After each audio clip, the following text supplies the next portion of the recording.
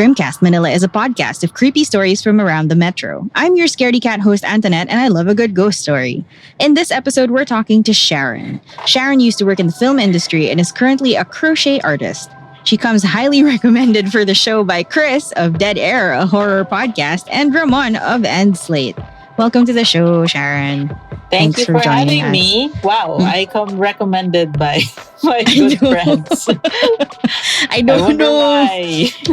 I don't know if that's flattering, but I hope you take it as a compliment. Okay, I will then. I will. Anyway, how have you been in this 300th year of our pandemic? Not so bad. Not so bad. Not so bad. Yeah, how about you? Just throwing myself into work, and using this podcast to keep me sane. That's good. And to meet new people who apparently are in my circles also. Nice to meet you. Nice to meet you. And so thank you so much again for coming on. But let's dive right into it. What started your interest in stuff like this? Or, is it something that you are actually actively interested in? Like horror, ghosts, supernatural stuff? So for horror stuff like movies, I'm not super interested because I'm pretty scared of them. I mean, they affect me a bit, so I don't really watch them. But yeah, because I see them in my normal life, so I don't really have to see them on screen. Parang it's okay na. Okay na to.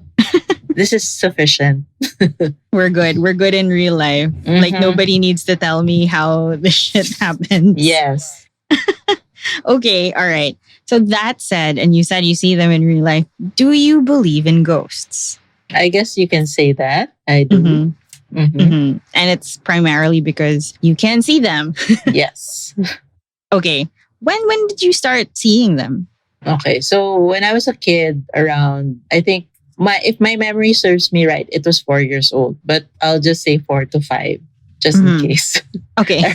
But no one will fact check me anyway. I know. So when I was 4 to 5 years old, I was in my room. It's a room that I share with my brother and my grandmother. So the room, my grandmother kasi is sort of transient. So sometimes she's in Tarlac because that's where she's based. Or sometimes she is in our house. So the configuration of the room is 2 beds parallel. It's a it's a rectangular room. So it's 2 beds parallel beside each other. That's me and my brother. And across, it's a horizontal bed of my grandmother. So one time, my mom, my brother, and I were playing on our bed. So we pushed it together and then we were playing.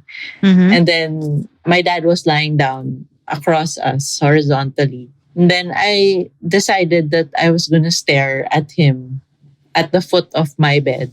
I don't know why. But I said, I'll just stare. And then I saw him astral travel out of his body. As in clear, as like until now I remember it because it was the weirdest thing I've ever seen. The 4 years I was born. So parang, what the hell is that? It was like a parang movie. So it's like an outline na transparent na parang white-ish. So parang low opacity version of my dad sat up from his body. So he was letter L, diba? So his body was up, his legs were straight. And then he looked at me. We stared at each other, and then he put his leg down the bed. Yung parang about to stand up. So I was like, what the hell is happening? And then I guess parang in my head na, I guess he could hear my thoughts na parang, what is happening and where are you going? And then he was staring at me while he went back to his body. So that night I told my mom, I saw this, ganyan. And then my dad was like, you're lying. And I'm like, I'm not lying. Why would I lie? And why would I know about this at 4 years old, diba? Why would I lie about Where this? would you even get that visual? Exactly. Parang I don't even watch that much movies na hindi cartoon, diba? That's why I was like, this is real. And then, pero as I was growing up, my mom, although she didn't say it at that time, parang she just told me na not to tell anyone. Pero in the end naman, when I grew up, when weirder things started happening, she was Mhm. very supportive. So she didn't think I was crazy. She didn't believe I was lying. Uh-huh. So it was sort of okay. But that was like the first time that yung talagang I saw something. And then years after that, madami lang peripheral vision. Parang my peripheral vision was very strong. So I kept, Mm. parang I saw someone walk, and then I would follow. Kunya, may nag-walk on my left, by my left eye, I would follow, and then no one was there. Alam mo yung ganun. Pero Mhm. one of the strangest things that happened to me also, when I was in high school na, second year or third year high school, I was studying philosophy. Mhm. There was a philosophy exam the next day. Mhm. So I was like reading my book. I was Mhm. trying to like stay awake, reading my book, and then like nodding off. Mhm. And then all the lights were off except my lights. Kasi my brother, ganun pa rin. High school Mm. kami, pero nandun pa rin yung brother ko katabi. Okay. Although wala na yung lola ko sa room. So I was like sleeping on my desk, trying to read, then nodding awake. And then Right. when I nodded awake another time, I saw this black figure, clear as day. Black shirt, black belt, black pants. As in, Oh. few inches from my face. And I was like, what? I started screaming. I woke up my brother. Oh my God, there's someone in the room. Oh my And I was gosh. like, walang yaka. Ngayon, di na tayo makakatulog.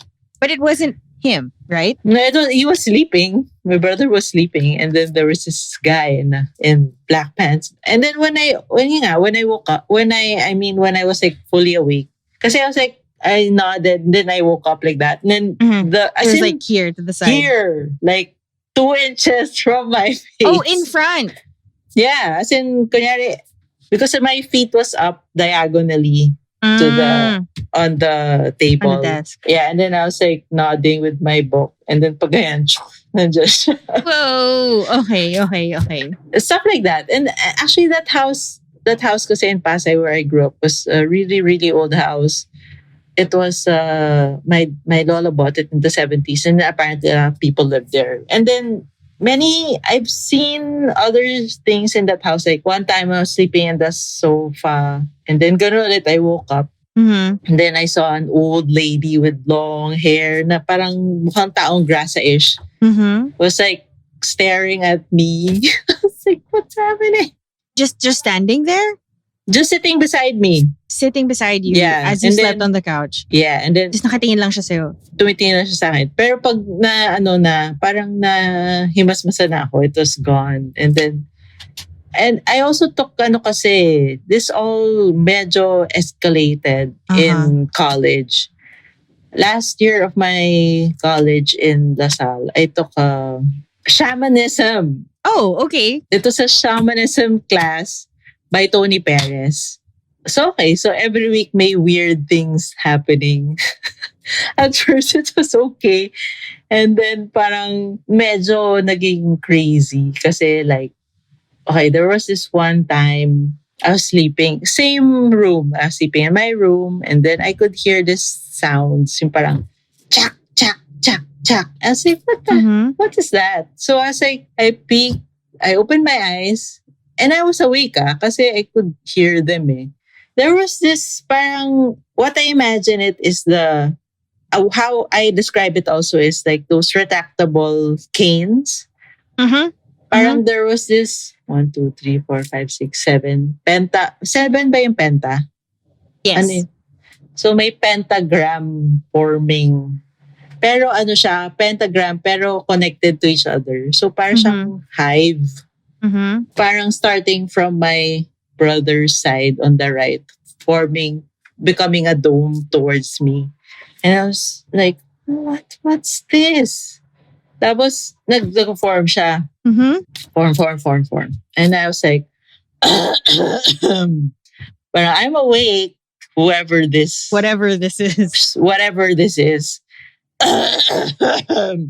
then it was like, oh, she's awake. And then it started retracting. What? So it was disappearing. Kaya it was forming a pentagram, diba? It started retracting into nothing. What? Yeah. And then the next day naman, I heard parang crinkling plastic burning sounds. Okay. And then there was this parang dome again that was forming. Except instead of burning to disappear, it was burning to appear into me again. And then when I asked Tony Paris about it, he said something about parang spirit guide. He was very vague. And he told me to read a book that I bought but did not read. Okay. I didn't know that there were classes like this in LaSalle. I went to LaSalle also Oh, in cool. Maine. What's your ID number? 95. Right. So I was 106. Okay. The other last week I talked to someone who was parang 120 or Wow. 118. Tapos parang iyak na lang ako. So yeah, there were classes like that in LaSalle. And then, I'll tell you about the exercises that we went through na medyo nuts. Talaga? So, our classes were 6 p.m. to 9 p.m. Isipin mo na nga, nakatakot na siya na klase sa gabi pa siya. So, at night, parang ginawa pa siyang mas late kasi Okay. kailangan mo yata matakot or something. Basta, in Miguel, Miguel building, Yes. right? So, Miguel building, 3rd floor. Okay. Sorry. I don't like the higher floors. Diba? The 4th floor is more haunted, but the 3rd Yes. floor is pretty bad. But I think it was either 3rd or 4th kasi they wanted to freak us out for some weird reason. So the exercises, they bring you up, you lie down on the middle of on the floor of the classroom. Hallway? Okay. And then they cover you with a blanket over your head. So, and then what happened to me was I heard someone walking around me. Okay. And then that someone or whatever pulled my blanket down to see my face. Okay. And they said there was no one in the room. So hindi ko alam. Hindi ko alam kung what is truth, what is not. Because I didn't look. I didn't want to look. So you pulled it down over, like off your face, but you were like, I'm gonna close my eyes. I'm not gonna look. Yeah, I was like, I'm Okay. not gonna look. So I didn't know na what happened. Pero sabi nila no one was in the room. And then there was another one where we were broken into teams, into groups. And then we were supposed to do a Ouija board Mm-hmm. in LaSalle building, in LS building. In LS, why? So at night to And then so we were given a spirit questor na. So they Uh-huh. were like, okay, so we're gonna do Ouija board. And then before we started the Ouija board, sabi sa akin nung guy, you. I was like, me? He's like, yeah, you. What? There's someone who wants to talk to you. Do you want to talk to him? I was like, what are you talking Random. about? And he goes, there's a priest here without his head. He's holding his head and he wants to talk to you. And I'm like, Why? and I'm like, what? But now that I'm thinking about it, I should have asked, no, ano yung message, di ba? Parang may message pa siya. So you said no. I said no because I was like, why does a headless priest want to talk to me? So weird. Tapos parang sininggle out ka talaga. Oh, you. What's your name? Say, Sharon. There's a message for you. A priest without a head, a priest holding his head wants to talk to you. And I was like, no. Kasi kasi akala ko, ano yung magiging solo ba kami? Ilalagay ba ako sa quiet? Di ba? Yeah, Parang, pero are you gonna put me in a room to like have a conversation exactly. In with this said- haunted building where priests have been killed in the Second World War. Di ba? So I'm saying, no thanks. But now that I'm thinking about it, I should have asked for ano yung message? Pakisabi na lang. Okay lang. I don't have Like, to see. he can talk to you and then you can tell me. Yes, ganun na lang. I don't, kasi feeling ko the way he said it was like, magpapakita siya sa'yo tapos sasabihin niya sa'yo. So parang wag na lang, di ba? Okay na tayo. Okay na muna tayo. I appreciate doon na nagpaalam siya. Hindi siya yung parang, yung, "Ooh, here we I'm go. here." I'm here with my head. Consent, very important. Yeah, very important. Even if it's ghost lang. Maginoon naman si father. Mabait naman si brother or Brother. priest or whoever that guy who brother. is holding his head is. But yeah. Okay. All right. Cool. So, And and then you then- did that session. But I don't remember us doing na the Ouija board because I think we were freaked out by the priest na. You didn't push through. Yeah, because we were like, this is nuts. This is... Ano reaction ng mga, so you're in a group, right? Mm. How did I people don't, react to that? They're just like, what? oh, parang, what? We didn't really know each other then. Because Okay. it was like those, alam mo yung parang kailangan ko na mag-graduate, kailangan ko lang ng elective para matapos to. So, yung classmate mo, hindi mo talaga classmate anywhere but So yun ang in this elective nito class. ah. I think I've not heard of it. So probably a reason why they maybe stopped it. Maybe. Actually, there was this other thing we did. We had parang it was like a circle where we're supposed to invite a spirit in. Mm-hmm. And then it was like two groups. So one group, tapos my group. We were a big circle, like 15 people. Tapos sa kabila, ganun din, mga 15, 18 people. And then he brought in spirit questers also to facilitate. Mm-hmm. And then, so parang may channel and may medium, di ba? Yeah. I forget talaga. I don't really understand. Sino yung sinasapian? Yung medium or yung channel? Yung channel siguro, no? Actually, baka channel. Yung channel, no? So may medium, tapos may channel, tapos may circle, di ba?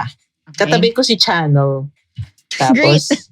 Tapos, ayun, we're calling on the spirit, whatever. Tapos parang kami, okay, what's happening? What's happening? Tingin lang kami ng tingin. We were seated on the floor. It was dark. And then we were all supposed to close our eyes and then, parang be open to whatever's coming. Mm-hmm. And then, meron. Tapos, si Channel, wala siya na feel. Tapos bigla na lang ako, out of nowhere, I started bawling. Nasa, ba't ako maiyak? And then, ito na, dito na pumasok sa isa. Tapos parang, what's happening? And then, they were like, ikaw yung sinapian kasi so they started talking. Sino ka? So, some girl who's lost. Tapos, and then in the end, we made her move towards the light. Mm-hmm. And then, yung medyo strange doon, when I closed my eyes, I said, I see an angel. Like, it's not, it's like in my, like, diba when you close your eyes, it's all parang black or like reddish black. In the middle, there's a light. And then like there's a point. A point but a light na shape ng silhouette ng angel. So parang wings. Well, more on like wings, what I thought were wings. And then may green na yellowish thing in the middle. And then I said, I feel like it's like Michael guiding her. And may na-confirm naman daw. Tapos anyway, so they were like, bakit hindi pumasok sa channel? Bakit sa'yo yung pumasok? So na-figure out namin, si girl, siya, daddy's girl. Ako naman, daddy issues. So, mas malapit kami nung girl, the lost girl. Kasi parang iniwan ako, ganon. So, parang, ito, wala siyang issue eh. Kasi hindi, parang close sila ng dad. Parang felt safer with you or something? Parang mas connected. Mas, yung issues namin, mas connected. So, yung frequencies namin is more of this similar than that girl. Kasi si girl, well-adjusted, walang issues. Good for her though. Good for her. So tapos since then, parang mas sinasapian na ako.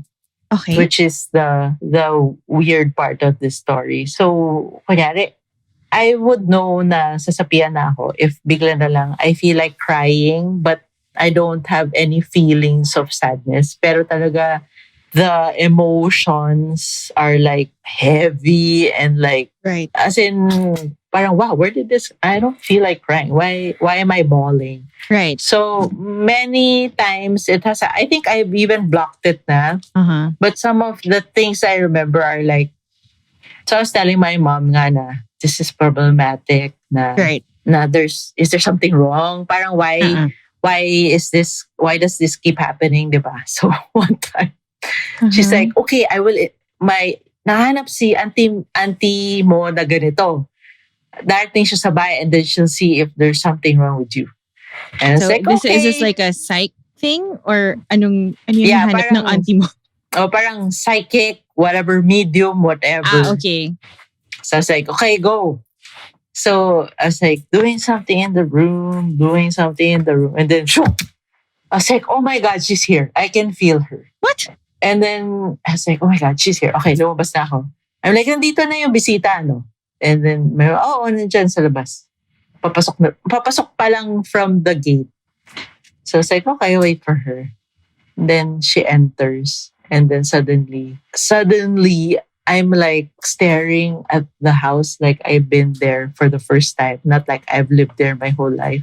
And I was like, tapos she came in, some old lady, and I said, parang sinapian na naman ako. And then, basta, so, as in, ang weird. So I was like, staring like that. And then, bigla na I slumped. And then she goes, upo ka na maayos. So parang, tapos, it's not me. Parang something inside me just pushed me up and then sat up straight. And then she started talking to her and asking her what she's doing there and who she is. Ganyan.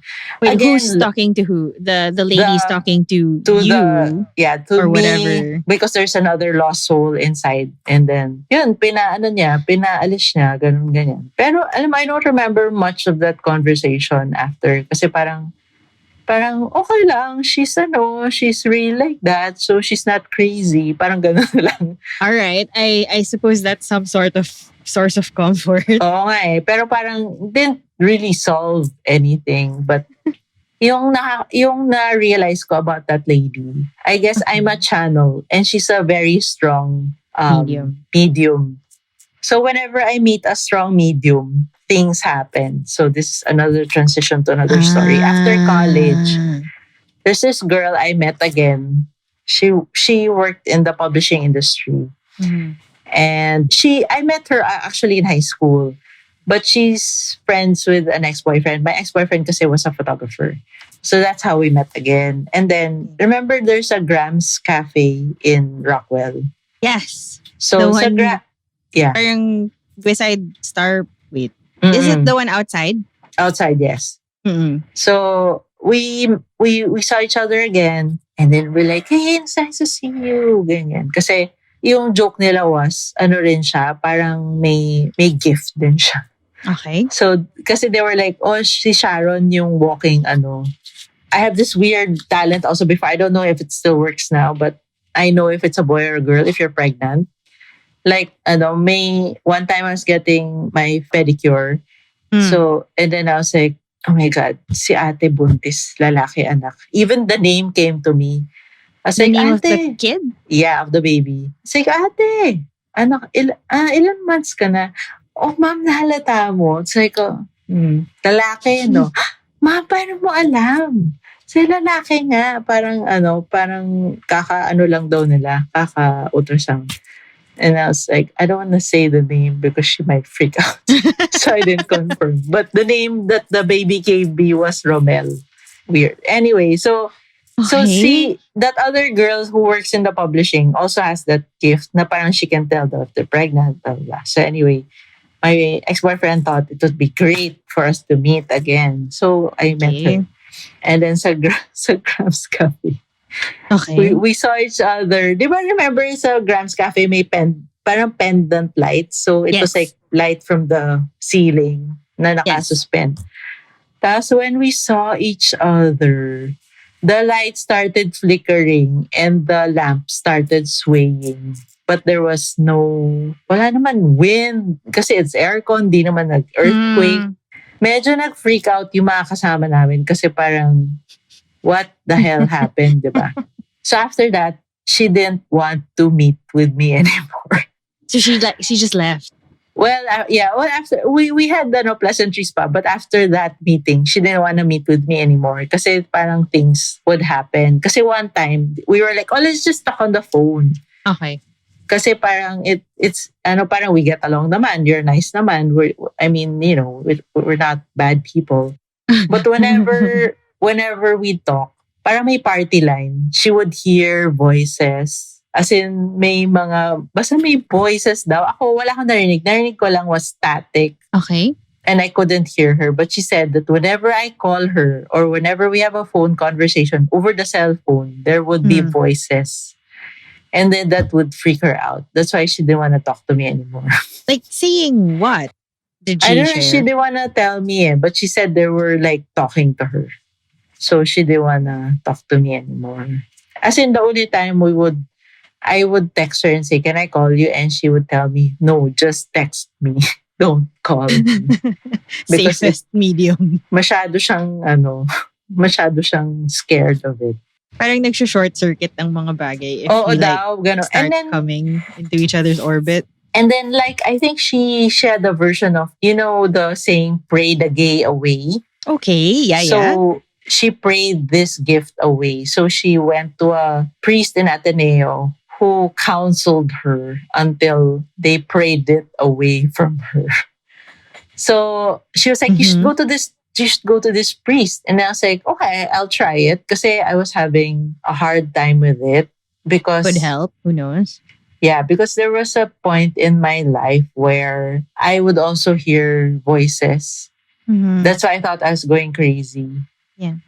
Pero baka hindi ko na rin sure. Pero yun nga, I was like, yeah, whatever will help, I'll do it. And then when I went to this priest, he was very condescending. He was very gaslighty. Alam mo yun, parang you're lying. This is all in your imagination. You should stop it. Alam mo yun. Basta everything that she told me na he would be supportive, alam mo yung gano'n. It was like the opposite of everything she told me na would happen. It was not a very good experience. Kasi layo ng bahay ko, taga-Pasay pa ako. Nag-drive ako hanggang Cefam yata yun eh. Cefam? Sa Cefam. Diba Cefam is in Ateneo? So it's like I drove all the way to Cefam only to be told I'm crazy, I'm lying, and I should stop whatever I was doing or whatever I was thinking I was doing. Parang, wow, parang Father, hindi ko naman to ginusto, di ba? Parang nangyari lang naman to sa akin. It's not as if I wanted this to happen But yeah, I did take the class and it did, escalate. But di ko naman nakalain na ganun yung mangyayari. Mali mo ba? Diba? Yeah. Mali ko ba? Ano pa ba? Okay, so on to in the film industry na So I used to be a production designer. Okay. And then so when we were shooting, I guess I'll mention it. Okay, if you or like. Not. Okay, but I did a movie. Okay. It's a semi-recent political rom-com. Gano'n na lang. Rom-com. Big na yun. Okay. Big na siya. A clue. So first day of shoot, we were so happy. I was like, so nice to shoot a movie again after all these years. And then I went home at 3 a.m. Okay. So as you normally do. Yeah. So I opened the window to close the glass window, sliding windows of my room. So here, you can see it, diba? These. I opened these. They're like shutters. So it's pretty big, right? So there's glass windows there, sliding glass windows. So I opened it, parang extended to get the screen to close it and the door and the glass also. As I extended my body, you can see there, diba? It's like trees. Yeah. That used to be sort of empty lot there. Now it's all covered with banana trees. Okay. So when I look out the empty lot, there's an empty lot right beside, as in here, diba? You can see that's empty lot. So that's the empty lot. And then right beside the empty lot, there's a street, diba? Siyempre yung street na papasukan ng empty lot. Sa street na yun, may street lamp. Parang movie. On the street lamp, naka spotlight, isang changing manananggal. Changing manananggal? Yeah, what does that mean? Apparently, they, parang from human, they shift into their manananggal form. I guess. Because that's what I saw. Okay. So she was manananggal, the one that the lady that cuts in half flies up and leaves the bottom half, right? Or either that or an aswang. Okay. But I think she's a manananggal. So she was on all fours. So, ano yung yoga pose na yun? Yung cat. Yung downward dog. Yung pero nakaharap ka forward. So your arms are down and then your legs are kneeling? Hindi. Or nakatayo? As in all fours. Para kang all fours pero nakaharap ka forward. So nakagaya ka. Downward dog? Hindi. Downward dog is you're looking down eh. This is you're facing up. Nakagayan ka lang. Nakagayan. Tapos naka-bend yung feet mo like a tabletop. You're facing forward. Okay. Pero hindi siya facing forward. Yung head niya, dapat facing forward. Yun yung right anatomy, di ba? Yeah.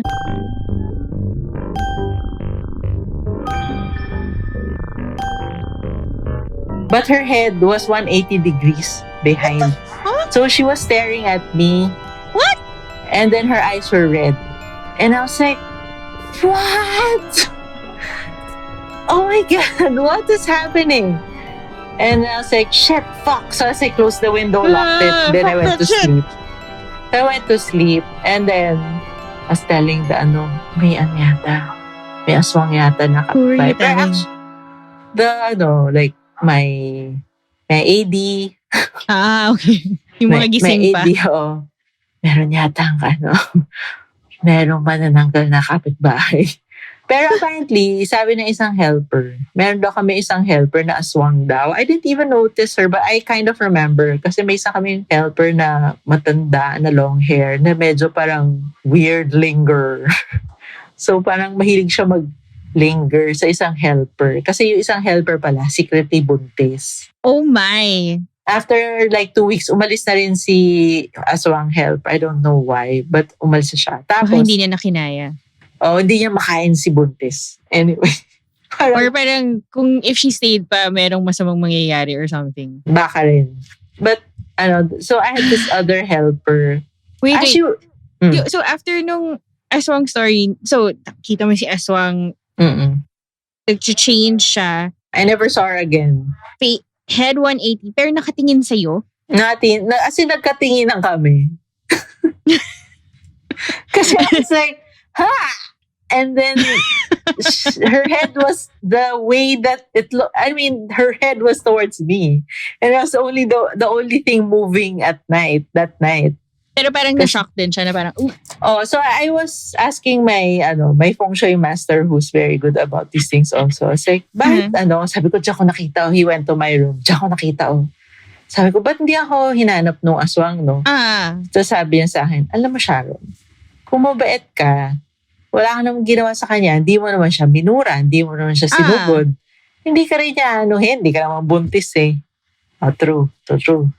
Sabi hindi niya, mo naman siya ginulo. So, sabi niya, parang tao lang din yan. Pag di mo ginulo, hindi mo inaway, hindi ka niya gagalawin.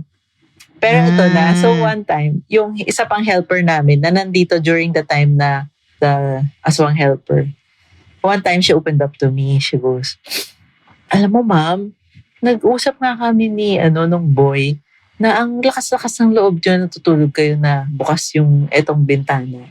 Because? I was like, why? Kasi diba, parang may aswang, ganyan. I was like, alam mo din? Paano mo alam? Ma'am, kasi apparently yung dad niya, albularyo. Okay. Tapos, she has the thing, she showed it to me. The langis, the aswang langis. The one that bubbles when there's aswang. Sabi ko nga sa kanya, nung umuwi siya, dapat iniwan na lang niya yun sa akin eh. Pero, sabi niya kasi parang binigay ng dad niya sa kanya. So, sa kanya lang yon. Pero I should have taken a picture. So, I said, yung kapitbahay, may isang helper doon, aswang. Sabi ko, ito yung gawin mo. Yung langis mo, lagay mo dyan. At the corner of below my room. Okay. Sa window. Nearest to the kapitbahay. Tapos tignan mo ulit mamaya. Sabi ko, ay, sige, ma'am. She put it there. And then later on, she showed me, bumula nga siya. As in, I could see it physically bubbling. And I held the bottle, it wasn't hot. Ang weird, di ba? As in, parang soap bubbles. Ganon. Parang plup, plup, plup. Basta it was like bubbling. Plup, plup, plup, plup. So, aswang nga yung isang helper ng kapitbahay. So, parang, like, I don't know how to react to this except with nervous laughter. Okay. It's okay. Parang, never naman niya binalikan. So, okay lang. Pero, kailangan naka-spotlight siya. Kailangan like right there. Like, yun nga yung weird eh. Kasi parang talagang pinlan mo yung shot mo. Ganda. Actually, para siyang shot. Tapos naka-frame ka pa sa... Very cinematic yung shot niya. Kasi may the only spotlight in that dark area. I mean, the only street light. So, naka-shine siya ng parang V, di ba? Parang cone of light. Tapos nandun siya sa gitna. Tapos napipicture ko lang na 2-cam setup. Yung isa nasa iyo, like nakaganon sa window. Ang ganda na, ang layo niya, di ba? Ang cinematic niya. Nice. Tapos sinara mo na lang kahit na nakatingin pa siya sa'yo. Shush, sarado Bye, na bye, lang. bye. Okay. I don't need to Okay. know. Gets. This and then nothing ever happened. It's just like your helpers knew. Tas, Nothing naman ever, nothing super strange ever happened to no me. So, missing babies or whatever. nothing, yeah. Nothing Ah. lang. No, but it's really weird because I've heard a lot of aswang in Manila stories. And sometimes I just like dismiss them as like, who knows? Maybe it's just like overzealous, like helpers, like holding on to like the beliefs of the old world and trying to scare kids into submission. Parang mga Grimm's fairy tales, ganun. Kapag hindi ka nag-behave, papakuha kita sa aswang. Parang ganun. But I've heard also of a story specifically in Alabang. And it's a friend of mine. It happened to his mom, and his mom was pregnant with his younger sibling, half sibling, or anything. Just parang it was Christmas time, and parang in the ground floor of their house, it's like the type that it has doors that open up into like a garden. And it's Christmas time, it's late. She was there with a helper, and they were like wrapping gifts into the night, cramming, ganun. And suddenly the helper goes, "Ma'am, akit ka na. Basta akit ka na, akit ka na." Parang sobrang super insistent for her to go upstairs and just like go to sleep. And then she goes, bakit? Ako na bahala dito, ma'am. Ako na bahala. Basta akit ka na now. So she goes. And then the next morning, so she closes up. And then the next morning, the entire sala, the area that they were, it's as if it was like covered in this sticky saliva-ish liquid. Parang everything was malagkit. Pero hindi siya yung hamog lagkit. Para siyang parang nilawayan. Tapos parang they were like, "What's that?" And then the maid said, "Ma'am, alala mo nung pinaakit kita kagabi? May narinig na akong aswang na parang papalapit. Tapos, papalapit na siya ng papalapit. Interesado sa'yo. Kasi buntis ka. So, pinaakit na lang kita." Oh my God, what the fuck? Actually, I've heard, I took dressmaking once. There was this classmate of mine. Kasi syempre, you just sewing, diba? Yeah. Amazing yung mga aswang stories niya. Very cinematic. Parang, basta may aswang na helper din. Tapos, yung yung thing nila is, buti nga hindi ginawa nitong lady na to is they leave their stuff. Parang kaya pala make sure that if you have helpers, they don't leave anything in your house. So, si ate whoever aswang left a bag of her stuff in the house and never came back for it. So, parang the house became super parang haunted. As in langaw daw. Biglang na lang lalangawin yung buong bahay na parang abnormally malangaw. And then ipis din. Biglang labas ng legions of ipis na parang Indiana Jones type yung parang yung madaming ipis. Yung ganon. Tapos minsan pa nga daw, kasi parang kursanadahan yung isang girl or something. So parang yung like the movies, yung may lalabas na insect from your nose. What is this? your The mouth. Craft? Oh, parang ganon. So I was like, totoo pala yan. Wait, so anong purpose ng pag-iiwan ng stuff? Hindi ko alam parang to haunt the house or whatever. It's like a marker. I guess. Attack here. Parang ganon. Dito ka. Or parang, baka siya, may pang-attract ng insects. Ewan ko ba, weird nga Until they found that bag and got rid of it, that house was And then they got rid of it and it was fine after? It was okay na. Kasi they couldn't find the aswang maid. Okay. Interesting. Okay. So after that experience, and that was kind of what, college, post-college? Or no, you were working na, diba? I was working. Meron pa pala. Ito na pala si transition to the horror. Okay. So we were, my director for that, rom-com, political rom-com? Okay. Political rom-com movie. We were supposed to do a horror film. Okay. So it was me, the DOP, and the director. We were supposed to go lock check for the horror film. Okay. So we went to Gota de Oro. Parang Okay. that's the parang milk bank. But it's this old, beautiful structure na I guess probably heritage. Basta maganda siya. Parang may mga babies, alam mo yun, yung mga What?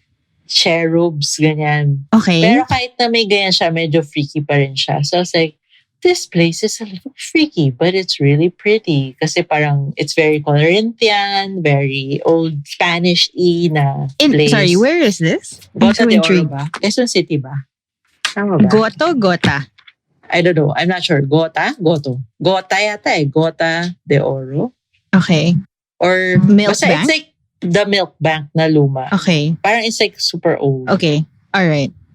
Or Gata de Oro. Baka it's gatas. Gata de Okay. Oro. Anyway, okay, go. So, after that, yung isa pang lock check was the Mental Institute sa Mandaluyong ba? Mm-hmm. So, we drove from that place to Mandaluyong. And then when we got to Mandaluyong, there's from the gate, there's like a big space before you get to the parang office building. The office building is like a small house. And then at the back, may parang dormitory-ish. So that's where the people stay. So there's rooms with beds. Alam mo yung parang yung olden time na school na parang kaila Miss Minchin, yung mga may beds na magkakaharap. Okay. Si Sarah Munting Prinsesa, ganun. Pero mas Wow, institutional-ish. Okay. Pero it had that feeling, parang it's old and then there's beds across each other. Okay. Tapos, so we entered. I was like, medyo weird yung feeling ko dito. Okay, let's go to the kung saan natin i-film yung Mental Institute part. Doon nga with the beds. And then, going up to the rooms, madaming stairs. I mean, parang mga 3 to 4 floors lang naman. Pero you can see stairs and then hallway. And then I was like, can you hear that? I was telling the people around me, can you hear that? Someone screaming. What? And then they were like dismissive. I was like, narinig mo ba? Hindi mo ba?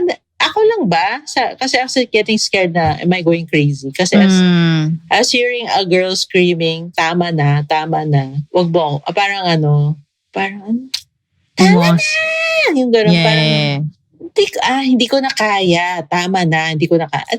Tama na, hindi ko na kaya. Tapos iyak na. Tapos screaming. I was like, can you hear that? And then people were like, whatever. And then finally, when I got to the room, I was like, oh my God, di ko na kinaya. Biglang I started crying. Kasi sabi ko, shit, sasapian na ako dito. Hindi ko kaya. So I walked out.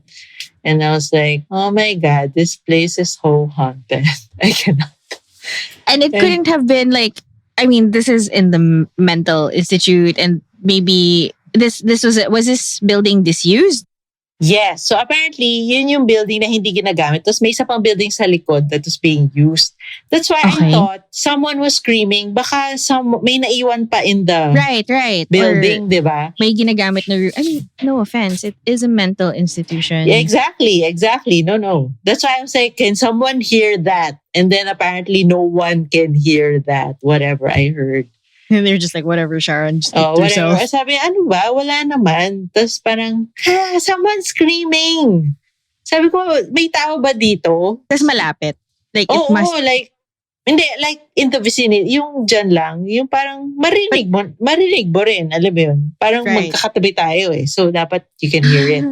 Okay.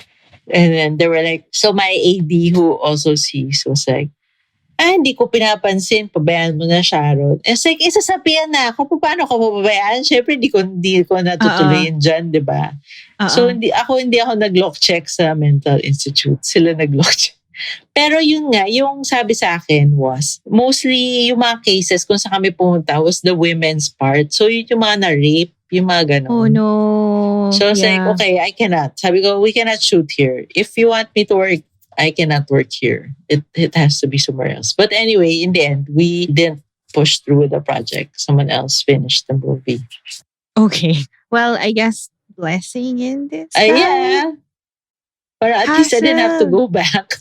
Right. No, but I believe talaga that these old places that have kind of just seen a lot of stuff, they really carry echoes of like whatever intense thing happened. Kasi like if you imagine you're a person, and I believe kasi in like energy, And if something really traumatic happens to you, para kang nagbe-burst of energy. That's whatever that burst is. Like sometimes if it's really traumatic, it's really happy, basta extreme emotions, I really believe that it leaves echoes in a place. So like if you're in a really happy place, like let's say a hospital nursery, Yeah. you feel warm fuzzy things.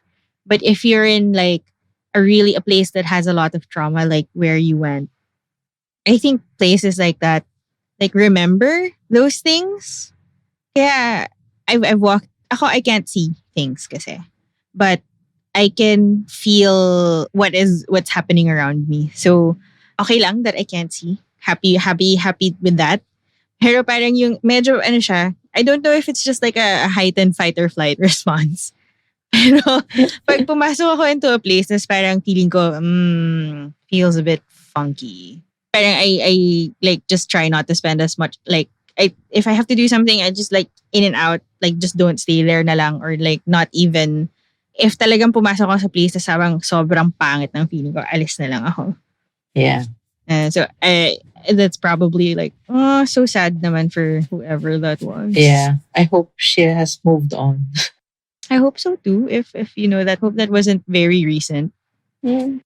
Yeah, matagal na rin. It's 2016, 17. I've also heard though that time doesn't move normally.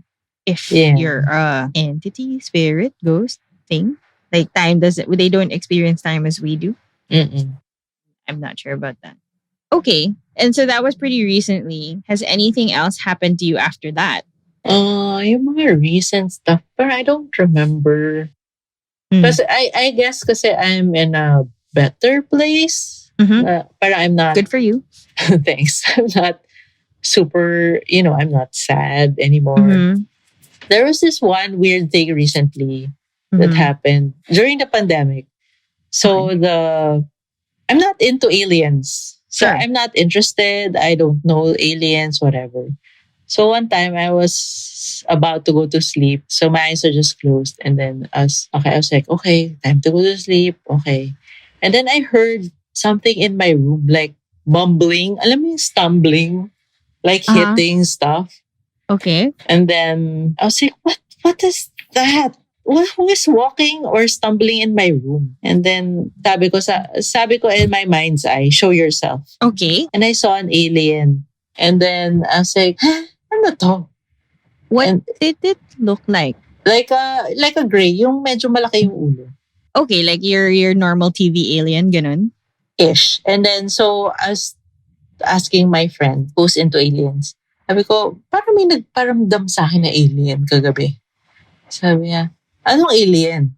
Ano yung mukha? Ito, padala ko sa'yo yung pictures. So, Okay. iba-iba pala. May actor yan, may ganito, may ganyan. So, apparently, I saw a Syrian. So, a Syrian was trying to, I guess, talk to me. And then, so after a few weeks, I met a clairvoyant. And then, who said na star seed daw yung sister ko. So, I asked him, am I a star seed? And then, sabi ni clairvoyant, oh, don't you know, you're a Syrian star seed.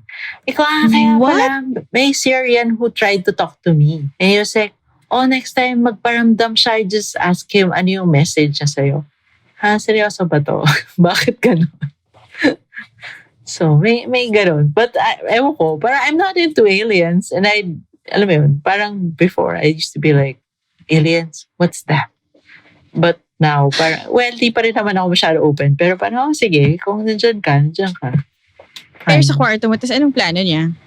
Parang may message daw eh. Parang during that time, parang there was this time that my friend was like, may mga messages daw yung aliens. Like, ha? Totoo ba yan? Hindi ko alam. Sabi niya, totoo yan. Pag may message, tanong mo kung ano yung message. Ha? Bakit? Yeah, I don't know how to feel about this kwento. Me neither. I was like, what? I don't know. I'm not sure about these aliens things. Ha, But okay. yeah, may ganon. Okay. I don't really hear much alien story, so I really don't know how to. Oh, that's my only alien story. Parang, I don't even know so much about them. My friends are like, how aliens? Ako naman, what? What's that? Okay, and this was pretty recent. Yeah, like last year. Was it last year or this year? Okay. You know, the 2 years have melded into one. I know, hasn't it? In my head, it's still 2019. Oh God.